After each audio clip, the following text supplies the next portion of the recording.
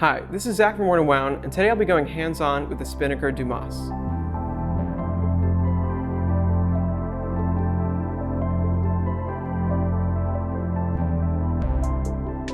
Spinnaker is a dive watch brand that has exclusively focused on very affordable models. In the last year or two, they've begun to make real strides with their designs, and thus have gained some popularity amongst enthusiasts, regularly showing up on Instagram and the like. Of their current collection, one watch really stood out to me for its funky, 70s-inspired design. That watch is the Dumas, which takes its name from famed diver and colleague of Jacques Cousteau, Frédéric Dumas. Featuring a sapphire crystal, water resistance of 300 meters, and a Seiko NH35A automatic movement, the Dumas is a solid value at $350. Let's take a closer look. The real standout feature of the Spinnaker Dumas is the case. It's probably the reason why you were drawn to it in the first place. I know that's why I'm looking at it. And it has a very 70s design. It's sort of a barrel shape. It's octagonal. It's faceted. For vintage watch enthusiasts, you'll be saying that looks very familiar. It is, basically borrowed from the Omega Seamaster 200 Sham watches. These are not the most iconic dive watches ever. A lot of people have probably never heard of them before. We have an article on the site. I recommend looking it up if you're interested on more info. But it had this kind of case design. So Spinnaker definitely took it from there. While it is a very distinctive design, I'm not going to call this an homage watch. I don't think it's that crazy for a brand to look back at old watches and say, look at that weird watch. Let's use that case. No one else is using it. The brand itself isn't using it. Let's revive that and do something fun and funky with it. I think there's really no harm, no foul there. Spinnaker isn't trying to charge $10,000 for this watch. It's $350. So taking a look at it, it's a chunky, faceted case. They call it 44 millimeters. I measured it to 43, kind of in this width, 48 millimeters, lug to lug, and then 15.3 millimeters thick. So it's a bit of a chunky watch, as you can see here. That's kind of to be expected, but it is definitely a bit heavy. And you'll see on the wrist that is something I have a bit of a complaint about is the height. But once again, it's a chunky 70s dive watch. You're not wearing this as like a svelte kind of everyday watch. The design is very cool. It's very distinctive. It has some interesting finishing on it. So you have brushed surfaces on the top and on all these larger facets, and then polishing along this bevel. I think that's really nice. It makes the surfaces pop, and it gives a kind of a little bit of a fun glint as you move it around in the light. That said, the finishing itself leaves a little bit to be desired. Some of the lines aren't super sharp. There's a little bit of like a waviness to that. The brushing isn't the most beautiful brushing you've ever seen, but this is a $350 watch. I think that there's some room here for accepting something like that. I think this watch has a lot else going on, particularly in its stats that kind of make up for it.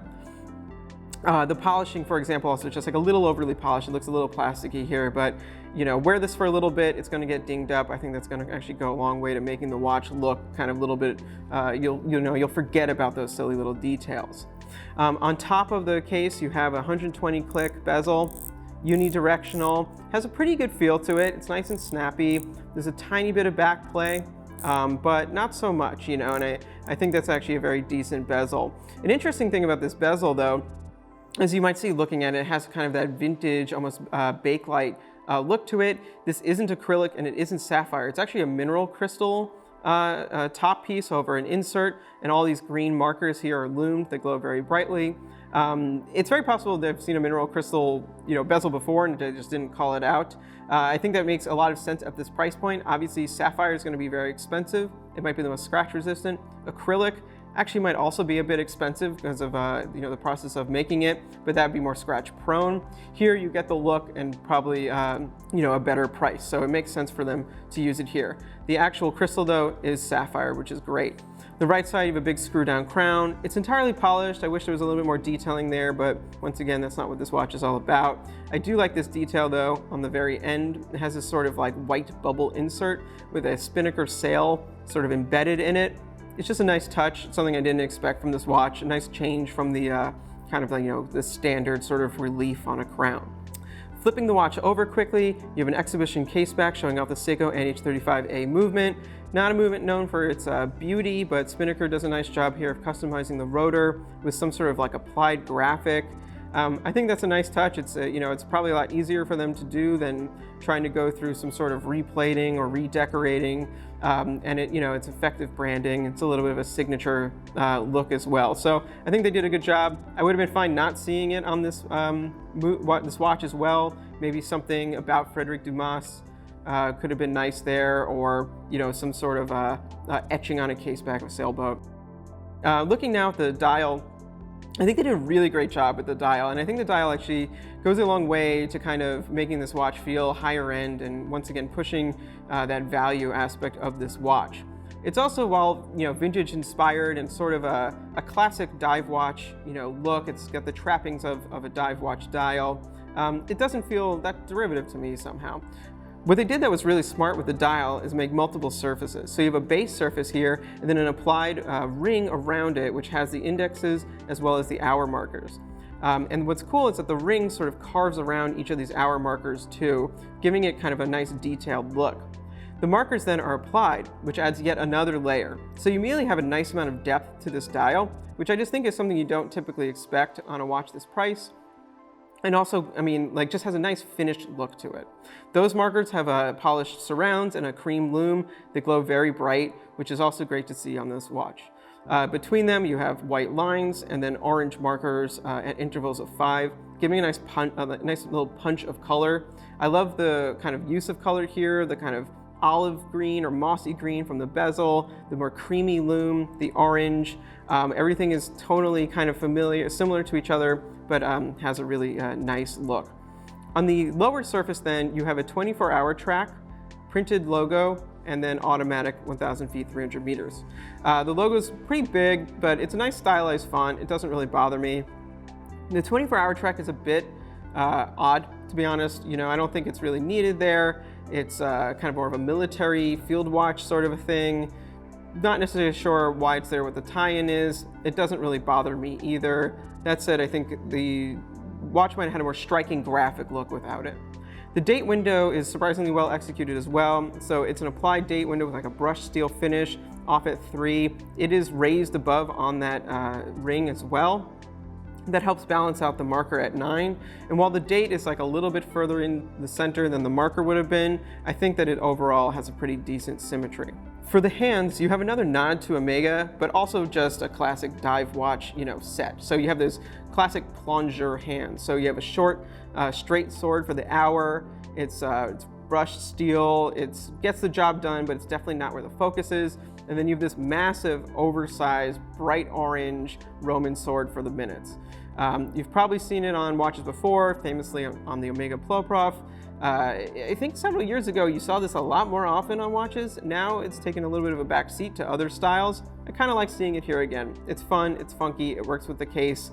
Despite being a sort of a vintage element, it has a nice modern feel here. Then you have a lollipop second hand. The Dumas comes with a 22 millimeter silicone black rubber strap, blue if you go for the blue model. It tapers a little bit down to 20. The only real decoration is this kind of studded middle section here. It's not the most exciting rubber strap, but I think it gets the job done. I think it makes sense for this watch to come with a rubber strap, certainly over a leather strap. It definitely feels like a watch that wants to jump in the water, so might as well come ready for that. Spinnaker signed thumbnail buckle here. That's actually quite nice. I think they did a good job executing that. So looking at the watch on the wrist, it is a big watch, but it doesn't wear huge. It's kind of a funny in-between. It's a small, big watch, if you will. It's 43 millimeters, which is certainly a sizable diameter, but it's not very long lug to lug. So, it wears like a barrel-shaped watch, like I said in the beginning, but given its octagonal design, it has even more metal than a barrel-shaped watch would, so it has a chunkier, heavier feel to it. It's definitely its own thing. It's not for the faint of heart. It's bold, it's aggressive.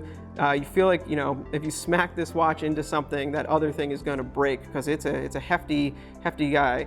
The one thing that I don't love about it is the height. And like I said, this watch isn't trying to be small. It's not, I'm getting a little picky here, but there's a lot of height coming from the case back. So the mid case sort of rides up off the wrist. This I found a little bit annoying. It kind of looks like it's floating from the side, which I just don't love. And I found like when wearing a jacket or, here, like this is not gonna get over that too easily. With a jacket, it snags when I put my jacket on. This isn't a watch about ergonomics. It isn't an everyday watch.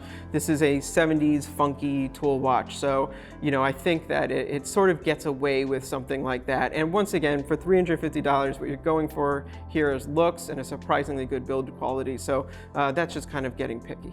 To wrap up, the Spinnaker Dumas is a fun, funky dive watch with a very distinctive, albeit borrowed case design and an appealing layered dial. It's not a watch for everyone, but those of you out there who are looking for something different, have an inkling towards odd or 70s designs, will likely find it very cool. And in the end, it's also a very good value. Sure, there are hiccups here and there, but for $350, the specs are fantastic, the build is solid, and the overall package is worth it. If you enjoyed this review, hit the thumbs up below and subscribe to our channel.